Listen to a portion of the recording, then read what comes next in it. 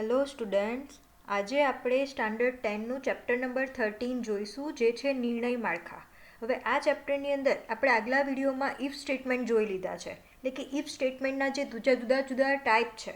પહેલું તો છે સરળ ઇફ, ત્યારબાદ નેક્સ્ટ છે એલ્સ ઇફ, ત્યારબાદ એલ્સ ઇફ લેડર, અને નેક્સ્ટ શું છે તો નેસ્ટેડ ઇફ. આ બધી જ વસ્તુ આપણે જોઈ લીધી છે.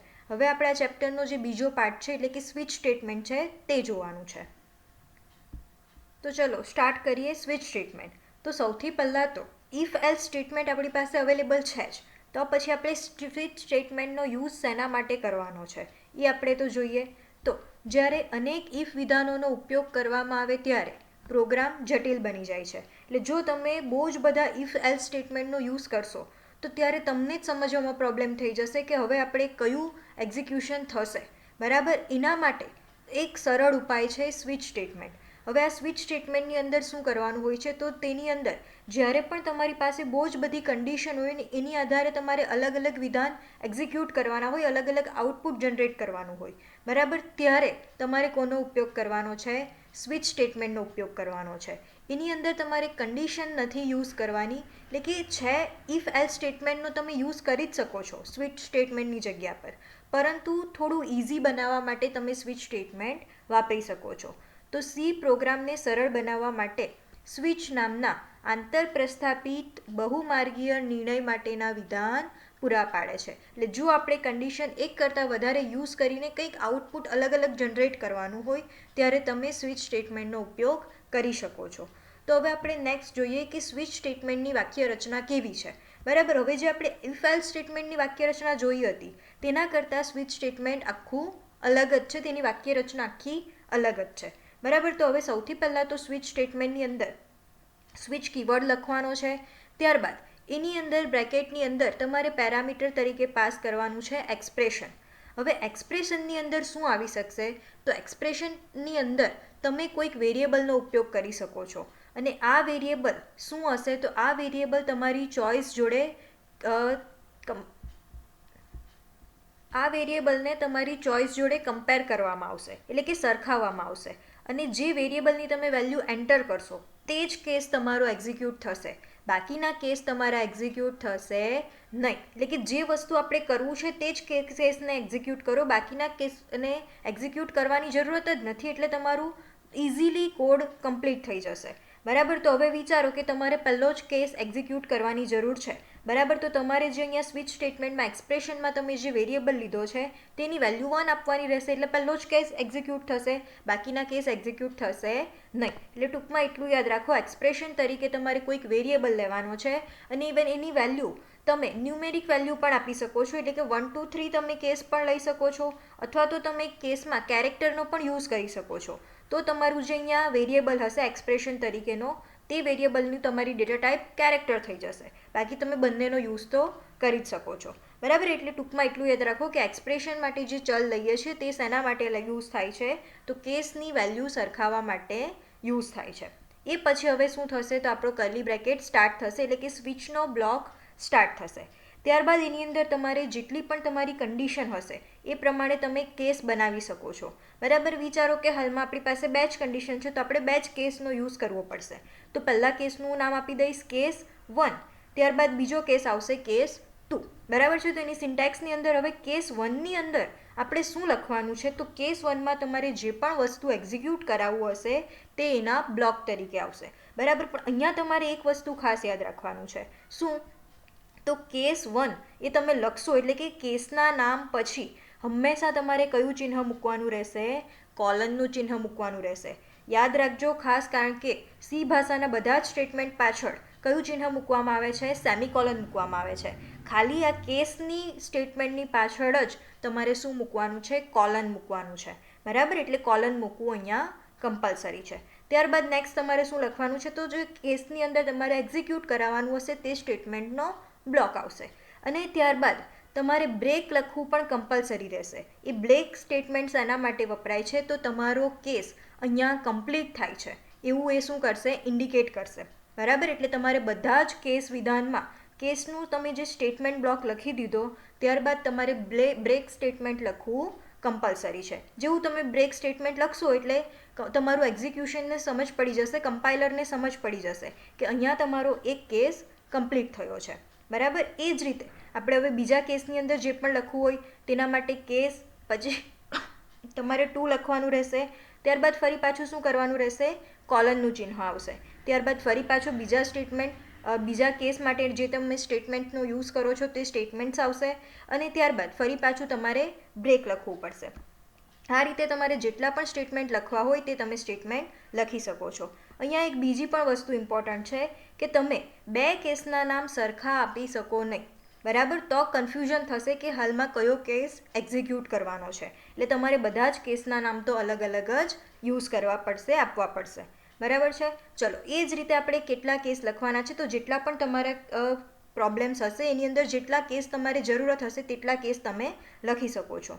અને ત્યારબાદ તમારે એક છેલ્લે ડિફોલ્ટ કેસ લખવાનો રહેશે. હવે આ કેસ લખવો કમ્પલસરી નથી, પરંતુ એ શેના માટે યુઝ થાય છે? તો વિચારો કે તમે જે અહીંયા એક્સપ્રેશન તરીકે ચલની અંદર જે વેલ્યુ આપી છે એ વેલ્યુ તમારા એક પણ કેસ જોડે મેચ થતી નથી. બરાબર. તો એમ તમારું એક્ઝિક્યુશન ડિરેક્ટલી સ્વિચ સ્ટેટમેન્ટની બહાર નીકળી જશે, એટલે કે તમને આઉટપુટમાં કશું મળશે નહીં. બરાબર. પણ આપણે જો જ્યારે પણ વેલ્યુ મેચ ના થાય ત્યારે પણ કંઈક વસ્તુ આઉટપુટમાં પ્રિન્ટ કરાવવું હોય તો એના માટે તમે ડિફોલ્ટ કેસનો યુઝ કરી શકો છો. અને ડિફોલ્ટ કેસની સિન્ટેક્સ શું છે? તો સિમ્પલી કંઈ નથી, તમારે ડિફોલ્ટ એટલું લખવાનું છે, ત્યારબાદ કોલનનું ચિહ્ન અને તેના પછી તમારે જે ડિફોલ્ટ સ્ટેટમેન્ટ તરીકે આઉટપુટમાં પ્રિન્ટ કરાવવું હોય તે બ્લોક આવશે અને ત્યારબાદ ફરી પાછું શું આવશે? બ્રેક આવશે. અને ત્યારબાદ તમે એનો કર્લી બ્રેકેટ સ્વિચ સ્ટેટમેન્ટનો કમ્પ્લીટ કરી શકો છો. અને અહીંયા એક બીજી વસ્તુ આપણે ધ્યાન રાખવાની છે કે અહીંયા કેસ તમે લખો છો અને એના જે સ્ટેટમેન્ટ છે એને તમે કર્લી બ્રેકેટમાં મૂકશો કે ના પણ મૂકો તે બંને વસ્તુ વેલિડ છે. એક આ જે સ્ટેટમેન્ટ છે તેને તમે કર્લી બ્રેકેટ સ્ટાર્ટ અને ઓવર કરીને મૂકી શકો છો, એટલે બ્લોક બનાવી શકો છો. અને જો ના પણ બનાવશો તો પણ પ્રોબ્લેમ નથી, એ બંને વસ્તુ વેલિડ જ છે. આમાંથી તમને એક્ઝામમાં એવો પણ ક્વેશ્ચન પૂછાય છે કે બ્રેક સ્ટેટમેન્ટ આપણે શેના માટે યુઝ કરીએ છીએ? તો દરેક કેસ વિધાનનો અંત લાવવા માટે આપણે બ્રેક સ્ટેટમેન્ટનો યુઝ કરીએ છીએ. બરાબર છે. તો આપણી હવે અહીંયા શું ક્લિયર થઈ ગયું છે? સિન્ટેક્સ ક્લિયર થઈ ગઈ છે. તો હવે પછી આપણે નેક્સ્ટ જોઈએ કે એનું એક્ઝિક્યુશન એકચ્યુઅલીમાં કઈ રીતે થાય છે. તો એના માટેનો ફ્લોચાર્ટ મેં રેડી કર્યો છે, તે આપણે જોઈએ. બરાબર. તો ફ્લોચાર્ટ તરીકે સૌથી પહેલાં તો એન્ટ્રી આવશે, ત્યારબાદ સ્વિચ એક્સપ્રેશન, એટલે કે એની અંદર જે તમે જે વેરિયેબલની વેલ્યુ આપી છે એ પ્રમાણે તમારો જે ફ્લોચાર્ટ છે તે આખો રેડી થશે. હવે વિચારો કે તમે વેરિયેબલની 1 વેલ્યુ આપી છે, એટલે કે તમારો પહેલો કેસ એક્ઝિક્યુટ થશે તો એની અંદર જે પણ સ્ટેટમેન્ટ હશે તે એક્ઝિક્યુટ થશે અને તમારા પ્રોગ્રામનો અંત આવી જશે. એ જ રીતે જો તમે સ્વિચમાં જે એક્સપ્રેશન યુઝ કરી છે તે વેરિયેબલની વેલ્યુ 2 આપી છે તો તમારું સેકન્ડ નંબરનો કેસ એક્ઝિક્યુટ થશે અને પ્રોગ્રામનો અંત થઈ જશે. એ જ રીતે તમારા જે વેલ્યુ, તમારા વેરિયેબલની જે વેલ્યુ તમારા કેસ જોડે મેચ થશે તે જ કેસ ખાલી એક્ઝિક્યુટ થશે, બાકીના એક પણ કેસ એક્ઝિક્યુટ જ થશે નહીં અને તમારા પ્રોગ્રામનો શું થશે? અંત થશે. અને જો તમે કોઈ પણ એવી વેલ્યુ એન્ટર કરાવી કે જે નામનો કોઈ કેસ જ નથી તો તમારો કયો કેસ એક્ઝિક્યુટ થશે? ડિફોલ્ટ કેસ એક્ઝિક્યુટ થશે. અને જો તમે ડિફોલ્ટ કેસ ના લખ્યો હોય તો તમારું કંઈ પણ વસ્તુ એક્ઝિક્યુટ થશે નહીં અને તમારા પ્રોગ્રામનો અંત આવી જશે, એટલે કે સ્વિચ સ્ટેટમેન્ટનો અંત આવી જશે. બરાબર છે. તો અહીંયા આપણું એક્ઝિક્યુશન કઈ રીતે થાય છે એ પણ ક્લિયર થઈ ગયું છે. તો હવે આપણે નેક્સ્ટ આ વસ્તુને પ્રેક્ટિકલી કરીને જોઈએ તો આપણે વધારે એની જે વાક્ય રચના છે તે ક્લિયર થશે. બરાબર. ચલો, તો આપણે એવો એક પ્રોગ્રામ લખીએ કે જો હું 1 એન્ટર કરાવું, એટલે કે જો પહેલો કેસ હું એન્ટર કરું તો મને આઉટપુટની અંદર 1ની સ્પેલિંગ એટલે કે ONE મળે, ત્યારબાદ 2 એન્ટર કરાવું તો 2ની સ્પેલિંગ મળે, 3 એન્ટર કરાવું તો 3ની સ્પેલિંગ મળે. આવું એક નાનકડો આપણે કોડ લખીએ. બરાબર. તો એના માટે સૌથી પહેલાં તો આપણે શું કરવું પડશે? કોઈક વેરિયેબલ લેવો પડશે, એની અંદર કોઈક વેલ્યુ એન્ટર કરાવવી પડશે. બરાબર. તો આ વેરિયેબલની વેલ્યુ હું રન ટાઈમે જ લઈ લઉં છું, એટલે હું લખી દઉં છું scanf. બરાબર. એટલે કે સૌથી પહેલાં તો આપણે કોઈક વેલ્યુ એન્ટર કરાવવાની છે. એનો મતલબ એ થશે કે એ કેસ જ તમારે એક્ઝિક્યુટ કરવો છે, બાકીના કેસ તમારે એક્ઝિક્યુટ કરવા નથી. બરાબર. તો હવે આપણે અહીંયા ઇન્ટીજર લીધું છે, એનો મતલબ કે કેસની વેલ્યુ પણ આપણે કઈ આપવી પડશે? 1 2 3 જ આપવી પડશે. અને જો આપણે કોઈ કેરેક્ટરનો યુઝ કરવો હોય તો તમે અહીંયા શું યુઝ કરી શકો છો? તો ડેટા ટાઈપ તરીકે તમે કેરેક્ટર યુઝ કરી શકો છો. ચલો, તો હાલમાં આપણું ઇન્ટીજર છે તો એના માટે મારે સ્કેનફની અંદર શું લખવું પડશે? %d. બરાબર. જે આપણે આગલા ચેપ્ટરમાં જોયું જ છે. ત્યારબાદ નેક્સ્ટ શું લખવું પડશે? એન્ડ અને આઈ. બરાબર છે. ચલો લાસ્ટમાં શું કરી દઈએ, સેમિકોલન. એટલે હવે આપણે કયો કેસ એક્ઝિક્યુટ કરવો છે તેટલું તો આના પરથી ડિસાઇડ કરી દીધું. બરાબર. હવે આપણે શું કરવાનું છે, સ્વિચ સ્ટેટમેન્ટ સ્ટાર્ટ કરવાનું છે. તો એના માટે લખી દઈએ સ્વિચ, અને ત્યારબાદ એની અંદર તમારે આર્ગ્યુમેન્ટ તરીકે શું પાસ કરવાનું છે, તો કોઈક વેરિયેબલ પાસ કરવાનો છે. જે કેસ એક્ઝિક્યુટ કરવો હશે તેની વેલ્યુ આપવા, જે તમે વેરિયેબલમાં સ્ટોર કરાવી હશે તે વેરિયેબલ તમારે આર્ગ્યુમેન્ટ તરીકે પાસ કરવાનો છે. તો હાલમાં આપણો કયો વેરિયેબલ છે, આઈ છે. બરાબર. તમે આઈ અંદર લખી દીધું છે. હવે આપણે નેક્સ્ટ શું કરી દઈએ, તો સ્વિચ સ્ટેટમેન્ટને આપણે સ્ટાર્ટ કરી દઈએ. બરાબર. તો એના માટે આપણે શું કરવાનું છે, બ્રેકેટ સ્ટાર્ટ, બ્રેકેટ ઓવર. બરાબર. હવે આપણા સ્વિચ સ્ટેટમેન્ટ સ્ટાર્ટ થાય છે. એટલે કે હવે પછી તમે કયો કેસ અહીંયા એન્ટર કરાવો છો એ પ્રમાણે તમારો કેસ એક્ઝિક્યુટ થશે. તો એના માટે સૌથી પહેલો કેસ આપણે બનાવી દઈએ, કેસ 1. અને અહીંયા ખાસ યાદ રાખજો, કેસ 1 પછી તમારે શું લખવાનું છે, કોલનનું ચિહ્ન, સેમી કોલન નહીં આવશે. એટલે તમારે કોલન લખવાનું છે. ત્યારબાદ હવે નેક્સ્ટ શું આવશે સિન્ટેક્સ પ્રમાણે, તો કેસ 1ની અંદર તમારે જે સ્ટેટમેન્ટ એક્ઝિક્યુટ કરાવવા હશે, કંઈક આઉટપુટ તમારે રેડી કરવું હશે, તે તમારું બ્લોક આવશે. બરાબર. આઉટપુટ તમારે જે પણ લાવવું હોય તે. તો એના માટે હાલમાં તો આપણે સિમ્પલ એટલું જ આઉટપુટ લઈ આવીએ કે 1ની સ્પેલિંગ.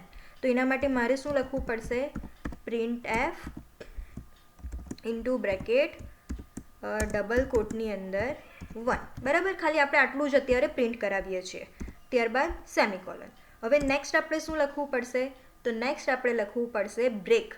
કારણ કે બ્રેક વિધાન શું આપણને ઇન્ડિકેટ કરે છે, તો કેસ સ્ટેટમેન્ટનો અંત બતાવશે. એટલે તમે બ્રેક નહીં લખો તો તમે જે પણ કેસનો યુઝ કરશો, પરંતુ તમને બધા જ કેસની અંદર જે બ્લોક લખેલા હશે તે બધા જ તમને આઉટપુટની અંદર પ્રિન્ટ થઈ જશે. બરાબર. એના માટે તમારે બ્રેક લખવું પડશે. ચલો આ જ રીતે હવે હું બીજો પણ કેસ બનાવીશ, કેસ 2. ત્યારબાદ કોલનનું ચિહ્ન. ત્યારબાદ હવે એ કેસની અંદર જે આપણે પ્રિન્ટ કરવું હોય તે આવશે. તો એ કેસની અંદર મારે પ્રિન્ટ કરવું છે 2. ત્યારબાદ સેમિકોલન. ત્યારબાદ ફરી પાછું આપણે શું લખવું પડશે, બ્રેક લખવું પડશે, અને ત્યારબાદ સેમિકોલન. વિચારો કે આવું મારે 9 સુધી કરવું છે. બરાબર. એટલે કે 9 સુધી મારે પ્રિન્ટ કરાવવું છે. તો હવે સિમ્પલી હું આ વસ્તુને કોપી જ કરી દઈશ, કારણ કે મારે એ જ કરવાનું છે બધી જ વાર. બરાબર. ચલો તો પહેલાં હું આને કોપી કરી દઉં છું. હવે આપણે જેટલું ચેન્જ કરવાનું છે તે ચેન્જ કરી દઈએ. તો અહીંયા 3 આવશે. અહીંયા પણ મારે શું કરવું પડશે, 3 કરવું પડશે. પછી નેક્સ્ટ આપણો 4th નંબરનો કેસ આવશે. તો અહીંયા પણ હું લખી દઉં છું 4. એ જ રીતે નેક્સ્ટ કેસ આવશે આપણો 5th કેસ. તો અહીંયા હું લખી દઈશ 5. એ જ રીતે શું આવશે, 6th આવશે. તો અહીંયા 6 લખી દઉં, અને અહીંયા લખી દઉં છું 6. ચલો આપણે 6 સુધી જ અત્યારે લઈએ છીએ, 9 સુધી નથી લેવું. બરાબર. તમે આટલું પણ કરાવી શકો છો તમારી મરજી પ્રમાણે. બરાબર. ચલો એટલે હવે આપણે 1 થી 6 વેલ્યુ કોની અંદર લઈ શકીએ છીએ, તો રન ટાઈમે આપણે આઈની વેલ્યુ લઈ શકીએ છીએ. જો તમે 1 લેશો તો તમને 1 પ્રિન્ટ થશે, 2 લેશો તો 2 પ્રિન્ટ થશે. બરાબર. હવે હાલમાં હું ડિફોલ્ટ કેસ નથી લેતી. તો આપણે જોઈએ કે આપણે આઉટપુટની અંદર શું પ્રોબ્લેમ થાય છે જો ડિફોલ્ટ કેસ આપણે ના લઈએ તો. બરાબર. તો આપણો પ્રોબ્લેમ શું થશે કે જો તમે 1 થી 6માંથી કોઈ પણ એના સિવાયની વેલ્યુ એન્ટર કરાવશો તો તમને આઉટપુટની અંદર કંઈ મળશે નહીં. સિમ્પલી તમે સ્વિચ સ્ટેટમેન્ટનો અંત આવી જશે અને તમારા પ્રોગ્રામનો પણ અંત આવી જશે. બરાબર. ચલો તો પહેલાં આપણે પ્રેક્ટિકલી કરીને જોઈ જ લઈએ, પછી આપણે ડિફોલ્ટ સ્ટેટમેન્ટ પણ એડ કરી દઈશું. ચલો તો પહેલાં તો પ્રોગ્રામને આપણે સેવ કરી દઈએ. ત્યારબાદ ટૂલ્સ મેનુમાંથી કમ્પાઇલ, અને નેક્સ્ટ શું કરવાનું છે, રન કરવાનું છે. ચલો તો આપણે સૌથી પહેલાં તો એક વેલ્યુ એન્ટર કરવાની છે. તો હું એન્ટર કરું છું 2. બરાબર. એન્ટર. તો આપણને આઉટપુટની અંદર 2 મળે છે. એ જ રીતે કોઈ બીજો નંબર પણ એન્ટર કરાવીને જોઈ લઈએ. તો હું હવે એન્ટર કરાવીશ 6. એન્ટર. તો તમને 6 એ પણ આઉટપુટમાં મળે છે. એટલે કે જે આપણે આઉટપુટ જોઈતું હતું તે તો મળે જ છે. બરાબર. હવે હું કોઈ બીજી વેલ્યુ એન્ટર કરાવીશ, 1 થી 6માંથી નહીં, એના સિવાયની કોઈ વેલ્યુ એન્ટર કરાવીશ તો શું થાય છે એ પણ આપણે જોઈ લઈએ. તો એના માટે ફરી પાછું રન કરાવીશ, અને હવે 7 હું એન્ટર કરાવું છું અને એન્ટર કી પ્રેસ કરું છું. જોઈ લો તમને કંઈ પણ વસ્તુ આઉટપુટની અંદર મળ્યું ના મળે. કેમ ના મળે? કારણ કે તમે ડિફોલ્ટ સ્ટેટમેન્ટનો પણ યુઝ કર્યો નથી. એટલે કે જો તમારો કેસ મેચ ના થાય તો તમે કંઈક વસ્તુ પણ આઉટપુટમાં પ્રિન્ટ કરાવ્યું નથી. એના માટે જ ખાસ તો શેનો ઉપયોગ થાય છે, ડિફોલ્ટ સ્ટેટમેન્ટનો યુઝ થાય છે. બરાબર. તો હવે આપણે ડિફોલ્ટ સ્ટેટમેન્ટનો યુઝ કરી લઈએ. ડિફોલ્ટ. ત્યારબાદ શું લખવાનું છે, કોલનનું ચિહ્ન. ત્યારબાદ જે એની અંદર આપણે આઉટપુટમાં પ્રિન્ટ કરાવવું હોય તે. તો તો આપણે એવું પ્રિન્ટ કરાવી દઈએ કે ઇનવેલિડ કેસ, કે તમે કેસ જ ખોટો નાખ્યો છે, બરાબર, ઇનવેલિડ કેસ. ત્યારબાદ શું આવશે? સેમિકોલન આવશે. અને આને પણ આપણે બ્રેક કરાવવું તો જરૂરી જ છે, તો આપણે બ્રેક કરી દઈએ આને પણ. ઓકે, ચલો હવે આપણે જો 7 નંબર નાખશું તો આપણને આઉટપુટમાં શું મળશે? ઇનવેલિડ કેસ મળશે. ચલો તો પહેલાં તો સેવ કરી દઈએ. ચલો હવે કમ્પાઇલ કરી દઈએ કોડને અને રન કરાવીએ. ચલો હવે આપણે કોઈક બીજો નંબર એડ કરાવીએ. હું 9 એન્ટર કરાવું છું, બરાબર. તો મને આઉટપુટ શું મળવું જોઈએ? ઇનવેલિડ કેસ મળવું જોઈએ. જોઈ લો, આપને આઉટપુટ મળે છે ઇનવેલિડ કેસ. એનો મતલબ કે આપણો કોડ એકદમ રાઈટ છે, બરાબર. તો આ રીતે તમે કેસ સ્ટેટમેન્ટનો યુઝ કરી શકો છો. હવે આ જ રીતે તમે કેસ માટે જે વેરિયેબલ યુઝ કર્યો છે તેને જો તમે કેરેક્ટર યુઝ કર્યું હોય તો પણ તમે યુઝ કરી જ શકો છો. તે વસ્તુ પણ વેલિડ જ છે. તો એના માટે શું લખવું પડશે? આપણે CHAR, જે કેરેક્ટર માટેની આપણી સિન્ટેક્સ ડેટા ટાઈપ છે. તો હવે પછી આપણે અહીંયા પણ શું લખી દેવું પડશે? C લખવું પડશે. ત્યારબાદ એન્ડ આઈ તો છે જ, બરાબર. હવે આપણે કેસ તરીકે શું આપવું પડશે? તો કેસ તરીકે આપણે કોઈ કેરેક્ટરનો જ યુઝ કરવો પડશે. હવે અહીંયા એક વસ્તુ યાદ રાખજો કે તમે કોઈ પણ કેરેક્ટર એન્ટર કરાવો તેને હંમેશા તમારે શામાં લખવો પડશે? સિંગલ કોટની અંદર જ લખવો પડશે. તો હાલમાં હું પહેલાં મેં લખી દીધો છે એ જ રીતે અહીંયા હું લખી દઉં છું સિંગલ કોટની અંદર B, બરાબર. એ જ રીતે અહીંયા લખી દઉં છું C, સિંગલ કોટમાં C. ત્યારબાદ D લખી દઈશ સિંગલ કોટમાં D. પછી E લખી દઉં છું E, અને નેક્સ્ટ લખી દઉં છું F. એટલે આપણે કોડની અંદર કોઈ ચેન્જીસ નથી કરતા. સિમ્પલી આપણે એટલું જ જોઈએ છીએ કે જો તમે કેરેક્ટરનો યુઝ કરો તો પણ તમારું આઉટપુટ આવે કે નહીં. તો આપણે હવે શું કરવાનું છે? જો તમે A પ્રેસ કરશો તો તમને 1 આઉટપુટ મળશે, B પ્રેસ કરશો તો 2 મળશે, C પ્રેસ કરશો તો 3 મળશે. મીન્સ કે ખાલી આપણે એટલું જ જોવાનું છે કે તમે કેસમાં કેરેક્ટરનો યુઝ કરી શકો કે ના કરી શકો. ચલો, તો એના માટે સૌથી પહેલાં તો કોડને સેવ કરી દઈએ. હવે નેક્સ્ટ કરી દઈએ કમ્પાઇલ. ચલો નેક્સ્ટ શું કરાવી દઈએ? રન કરાવી દઈએ. તો હવે સૌથી પહેલાં તો કોઈક આપણે કેરેક્ટર એન્ટર કરાવવાનો છે, તો હું એન્ટર કરાવું છું C. જેવું મેં C એન્ટર કરાવ્યું એવું મને આઉટપુટની અંદર શું મળી ગયું? 3. કારણ કે C ની અંદર શું પ્રિન્ટ કરાવ્યું છે? આપણે 3 જ પ્રિન્ટ કરાવ્યું છે. એટલે એ વસ્તુ પણ સાચું જ છે, બરાબર છે. ચલો, તો એ જ રીતે ફરી પાછું આપણે બીજું પણ કંઈક એન્ટર કરાવીને જોઈ લઈએ. તો એના માટે ફરી પાછું હું કમ્પાઇલ કરાવીશ અને હવે હું એન્ટર કરાવું છું કે, બરાબર. કે એન્ટર કરાવું તો શું થાય? તો જોઈ લો, આપણે ઇનવેલિડ કેસ એવું આઉટપુટની અંદર મળે જ છે. એટલે કે આપણો કેસ ખોટો છે, એક પણ કેસ જોડે મેચ થતું નથી. તો આ રીતે તમે એની અંદર કેરેક્ટરનો પણ યુઝ કરી શકો છો. ચલો હવે આપણા ચેપ્ટરનો લાસ્ટ ટોપિક જોઈએ, સંયોજિત વિધાનો. એટલે કે C ભાષામાં એકથી વધુ વિધાનોની ચકાસણી કરવાની હોય ત્યારે આ વિધાનોનું સંયોજન પણ કરી શકાય છે. એટલે કે તમે એક કન્ડિશન ઇફ સ્ટેટમેન્ટની અંદર તો મૂકી શકો છો, પરંતુ તમે ઇફના એક જ સ્ટેટમેન્ટની અંદર એક કરતાં વધારે કન્ડિશન પણ એકી સાથે ચકાસી શકો છો. તો એના માટે શેનો ઉપયોગ થાય છે? તો એના માટે એન્ડ અને ઓર પ્રક્રિયકનો ઉપયોગ થાય છે. અને આ બંને પ્રક્રિયક કેવા પ્રક્રિયક છે? તાર્કિક પ્રક્રિયક, જે આપણે આગલા ચેપ્ટરમાં જોયું જ છે, બરાબર. અને તેને અનુક્રમે શાના વડે રજૂ કરી શકાય છે? એટલે કે કોડની અંદર તમારે જો એન્ડ અને ઓરનો યુઝ કરવો હશે તો તમારે એન્ડ અને જે તમે બે સમાંતર ઊભી લીટી જુઓ છો તેવી લીટી તમારે યુઝ કરવાની છે, બરાબર. કોના તરીકે? ઓર તરીકે. અને સંયોજન સંબંધિત વિધાનો C ભાષાના ઇફ એલ્સ વિધાનોને ઘટાડવા માટે જ ઉપયોગી છે. જે રીતે મેં વાત કરી કે તમે એક જ ઇફ સ્ટેટમેન્ટની અંદર એક કરતાં વધારે કન્ડિશન એકી સાથે પણ મૂકી શકો છો. શાના કારણે? સંયોજિત વિધાનના કારણે, બરાબર. તો આટલું તમારે એક્ઝામ માટે યાદ રાખવાનું છે કે સંયોજન કરવા માટે તમે શેનો ઉપયોગ કરી શકો છો. ચલો, તો આપણું આ ચેપ્ટર હવે અહીંયા કમ્પ્લીટ થાય છે. તો હવે નેક્સ્ટ વિડીયોની અંદર આપણે નેક્સ્ટ ચેપ્ટર જોઈશું. ત્યાં સુધી ગુડ બાય.